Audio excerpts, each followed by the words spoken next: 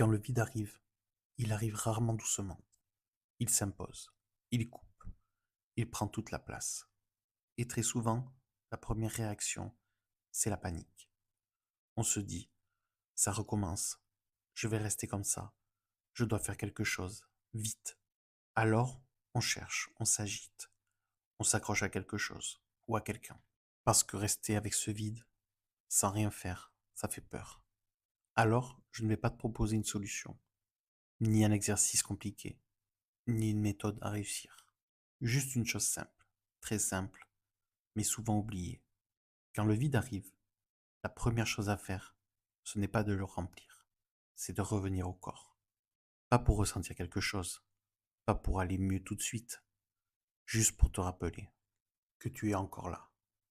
Concrètement, là où tu es, prends quelques secondes pour sentir un point de contact, les pieds sur le sol, le dos contre la chaise, le poids de ton corps là où il repose.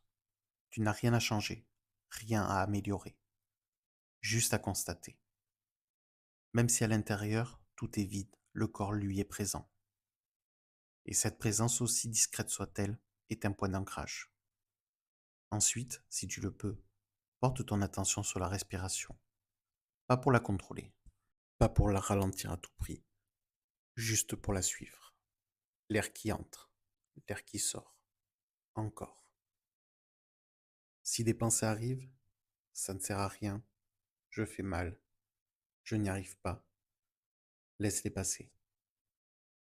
Revenir au corps, ce n'est pas un exercice de performance, c'est un geste de sécurité. Dans ces moments-là, le vide n'a pas besoin d'être compris. Il a besoin que tu ne paniques pas. Et ce simple retour au corps envoie un message très important à ton système émotionnel. Je suis là, je ne fuis pas, je ne me force pas. Ce n'est pas spectaculaire, ce n'est pas magique, mais c'est souvent suffisant pour empêcher le vide de devenir écrasant. Parfois le vide reste, mais il devient moins menaçant. Et parfois quelque chose revient, pas une émotion forte, juste un peu de présence, un peu plus de stabilité, et c'est déjà beaucoup.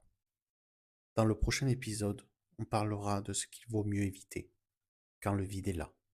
Pas pour culpabiliser, mais pour te protéger. Merci d'être là.